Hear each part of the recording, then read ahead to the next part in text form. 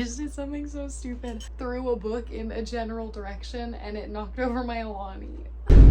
It's like the universe is trying to save me from my bad caffeine habits. Hi guys, it's Mia Quinn. Welcome back, or welcome in if you're new. Back with another book video. Today we're talking about my 5-star reads. I only have 12 in the history of forever, and I think I've read at least 300 books in my lifetime. We're just gonna get started because I hate an intro.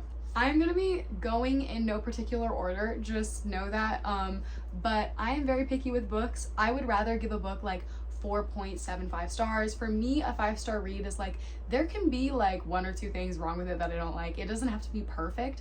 For me, it's just like a 5-star read is something that like the entire way through I was having a good time, or at least a time. Like, I felt zero apathy throughout reading a book. Malibu Rising by Taylor Jenkins Reid. I would love to show you a physical copy, but my mom brought it on vacation and lost it in the ocean. So it's probably floating down there with Kin's diamond earring. But I think this is probably my most favorite book ever. I have talked about this book so many times. People are probably so tired of hearing it. I will just quickly give a little rundown. Hud, Nina, Jay, and Kit are 4 siblings who are rich and before they were not. Basically, it kind of goes back and forth between a current party that's happening that they throw every year and the past. So you're kind of learn about their like family trauma and issues while you're also seeing how those issues align with who they are today. Also, the fact that I remember all 4 of those names and we're just able to riddle them off, it shows you how much I love this book, because I'm not a name person in real life. Like, I don't remember names of people that I have known for a month. Like, and I will still pronounce it wrong. Or when I'm like, hey, like I will forget. But Hud, Nina, Jay, and Kit is in my mind. If anyone is wondering who my favorite is, it's Hud. I love Hud. Hud is my favorite ever. Jay is my least favorite. Little beach house thing going on, and genuinely so good. It's paced so well too, because like the time of the party aligns to whatever like issue they were having in the past. So good. Number 2, we have Better Than the Movies. This is my favorite like cute romance book. I have a fun time every time, all the time when I think about this book. I annotated it as well just because it was so good. Next door neighbor sort of trope. Wes Bennett, ladies and gentlemen, Wes Bennett. Literally those TikToks. Bennett, ladies and gentlemen. I'm not gonna give like huge spoilers, but like her nose bleeds everywhere and he like takes off his shirt so she can like. There's also a sequel. Also, her mom's dead. That was a really odd way to bring that up, but her mom's dead. That's like a big plot line as well. Sorry, I don't know why I brought it up like that, but anyways, yeah. Next we have Happy Place. I talk about this book too damn much. It's second chance romance. It's a little beach house they've gone to every summer. This is their last year going. Their friends don't know that the 2 main characters have broken up, so they're doing a little fake dating sort of thing to show that no, we're still together, but they're not. And you don't know what happened between them that made them break up, so you kind of learn as you go through the book what happened. It bounces back and forth between past and present, and it is written so well, and the characters in this are all so likable. I feel like a lot of time, like when an author writes a flawed character, they're flawed to the point of like not being enjoyable to listen to. Emily Henry does such a good job about writing characters that are not just complex, but they're also likable. So I would highly recommend this book if you're just wanting to read something that's like sweet, but also like has some emotional depth to it. Next we have Twisted Games. This is the only book in the Twisted series that I gave 5 stars. I know a lot of people love Twisted Lies. I was not a fan of that one, but I love Twisted Games. It's a sort of like, if you were a selection girly when you were little, this is for you, because it is literally like an adult version of that. But it's bodyguard trope. We love a bodyguard trope. It's also kind of age gap, but it's like, it's not horrible. It's not like Birthday Girl by Penelope Douglas egregious. It's just kind of like, she's in her 20s, so it's whatever. The only complaint I ever had with it was that they didn't like, for a forbidden romance story, they don't try and keep their relationship very secret, but I still thought it was really good. But yeah, Bridget's a princess, Rise Larson is her bodyguard, and they have this weird like tension thing for a while, and then eventually they start dating secretly. Next we have Normal People. I've talked about this book in more than just book videos. Like, I did a whole podcast episode on complexity and shit. But I absolutely love this book. It's not necessarily a happy book, but I just feel like it's a very realistic sort of love story, and it's just about these 2 people who basically just keep missing each other.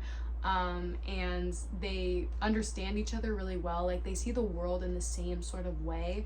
there's always somebody who's like not all the way into the relationship. I think it's a really great book to read if you've ever been in any sort of situationship, literally ever, which is 90% of my generation. I feel like a lot of people talk about the romance aspect of Normal People, but I really like it from the aspect of self-worth, the way that the female main character Marianne sort of like develops as a person. And I remember the first time I read it, I was kind of like, I didn't understand necessarily. I was like I don't understand if she's ugly or not. I remember thinking that like vividly, because like people would say that she was pretty, but then she would call herself ugly, or then she would think she was pretty and then somebody would call her ugly. Later on when I read it, I was like, oh, so it's like being a person. Very realistic to kind of how women view themselves. Next we have The Midnight Library. This book is so smartly written and I just feel like it makes you think so much. It kind of is just a book for people who want to reflect on their lives, I feel like, because it's about a woman who commits suicide, and when she dies she wakes up in this place called the Midnight Library, and basically the woman who owns the library explains to her that every single one of these books in your library are lives that you could have lived, and you can pick a life and go to that life. I think so deeply about my own life to the point where it becomes overwhelming, but when I read this book I was able to look at my life through just such a like objective lens that I feel like I've never really been able to before. So if you're somebody who kind of like struggles to like see things as they are, I highly recommend The Midnight Library for you. Also, like if you've ever wondered yourself like what would have happened if I pursued this instead of this, or stayed with this person instead of this person, I absolutely love this book just for the reflection of it all. Next we have Snowflower and the Secret Fan. This novel takes place in olden China, and it is so good. It's about the Chinese tradition of foot binding. That's kind of the premise of it all, and like matchmaking sort of area. So if you were really interested in like that sort of historical context of everything, I highly recommend it. And it is a book centered around female friendships. It's really sad. It made me cry so hard. Then we have my favorite dystopian series, which is Legend. I honestly like this more than The Hunger Games, if I'm being honest. It's sort of this concept where when you reach a certain age, everyone takes a test, right? And how you place in that test allows you to be in a higher rank in the world or a lower rank in the world. And it comes from one prodigy who got the highest score on the test. Her name's June. And then one person who got a super low grade, which is Day. And it sort of goes between them, and they have a little love story, and it's so good. It's like cyberpunk kind of thing. Next we have The Great Gatsby. I've talked about this before. I read it the first time, hated it, absolutely hated it the first time I read it, and then the second time I absolutely loved it. Daisy Buchanan is my favorite character ever, probably, and I think you should read it. Honestly, it's set in the 1920s. What more could you want? I do think though, if it wasn't set in the 1920s, it would lose a lot of its narrative, and it is also very heavily centered around the American dream and like the meaning of success. Then we have The Love Hypothesis. This book is so messy, and it's Reylo fanfic, and it's a lab student and a lab professional, but don't worry, she's a grad student, so she's older. It's not like a huge age gap thing, and he's like a pretty young teacher as well. But yeah, it's really interesting. I do kind of wonder if Ali Hazelwood has any connection to pancreatic cancer, because there's a lot in this book about it.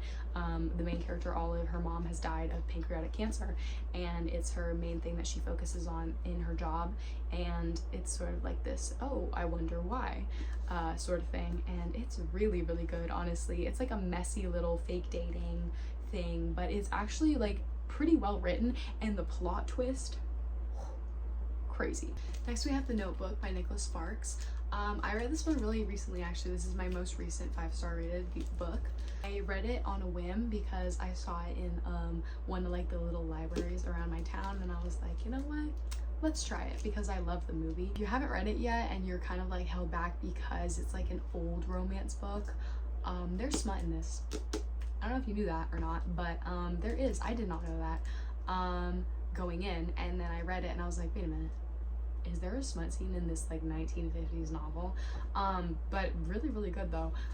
Really good, and it's just like a super lovely story, honestly. Like, I have nothing to complain about it, honestly. It was perfect. This is the one I'm gonna get judged the most for, because I don't hear this on many people's 5-star lists, but To All the Boys I've Loved Before, Only the first book though, only the first book. That series, the rest of that series is a cluster of events, but the first one's really good. It's really cute. It's a fake dating book.